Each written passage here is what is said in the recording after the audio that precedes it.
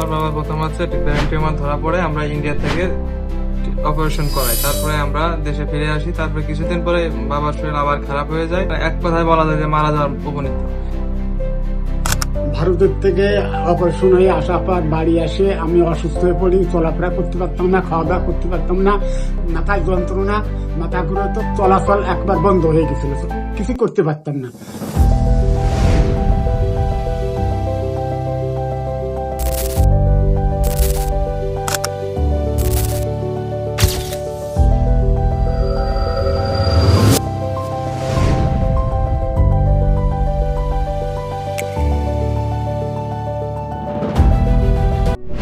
Doctor Mohammad Nahid Hasan, neurosurgeon হিসেবে আছি national institute of neuro sciences and hospital, ঢাকায়। আমাদের আজকের পেশেন্ট হচ্ছে শ্যামল আঙ্কেল। ওনার হিস্ট্রিটা হচ্ছে এমন যে ওনার প্রথমে একটা টিউমার ছিল ব্রেইনে।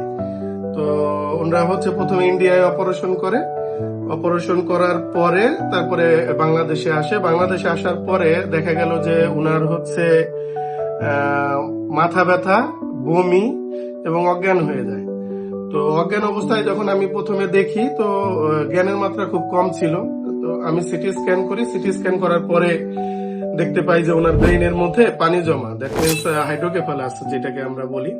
টিউমারের কারণে ব্রেইনের মধ্যে পানি সিএসএফ চলাচলের যে পথ, এই পথটা বন্ধ হয়ে যায়, যার কারণে ওনার ব্রেইনের মধ্যে প্রেসার বেড়ে যায় এবং বমি আর হচ্ছে মাথা ব্যথা, অজ্ঞান এরকম হয়ে যায়। তো আমি ওদেরকে বলি যে এটা অপারেশন করা লাগবে। তো যেহেতু ইন্ডিয়ায় একবার অপারেশন হয়েছে, ওরাও কিছুটা হেজিটেশনে ছিল যে আবার অপারেশন করলে কি হয় আর বাঁচবে কিনা, কারণ রোগীর জ্ঞানের মাত্রা খুব কম ছিল। সবাই বলছে যে রোগী মারা গেছে এরকম।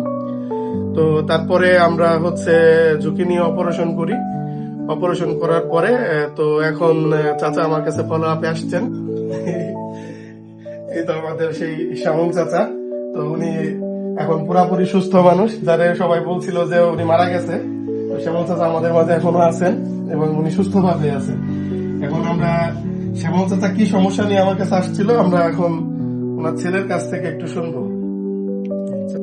আমার বাবা প্রথম হচ্ছে ব্রেন টিউমার ধরা পড়ে আমরা ইন্ডিয়া থেকে অপারেশন করাই, তারপরে আমরা দেশে ফিরে আসি। তারপরে কিছুদিন পরে বাবার শরীর আবার খারাপ হয়ে যায়।